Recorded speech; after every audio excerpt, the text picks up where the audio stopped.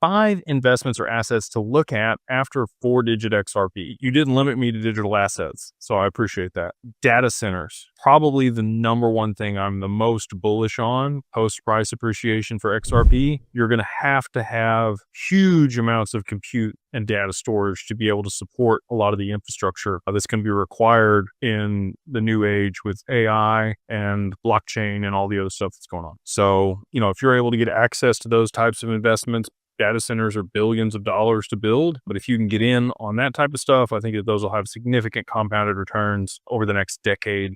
There's not enough throughput on data centers. And they're continuing to build them all over the US in certain areas. Google, Amazon, Meta, anybody that is needing large amounts of compute and data storage, they're building them because they know that they're going to be very lucrative. Beyond data centers, space is another big one. AI, both of those are on the frontier of different things. I want to look at like niche applications for both of those. So one of the things that I think SpaceX is going to do very well, aside from all the satellites and everything that they've done for the data piece there, is the transport of goods. If you are able to move, assets or shipments really from America to Japan in 30 minutes, because that's what rockets will do. And you could take 20 tanker loads on a spaceship from here to there in that time frame. Global commerce at scale becomes exponentially faster. And if you are investing in companies that are doing that, now we're talking a lot of money. People will be willing to pay a lot more money for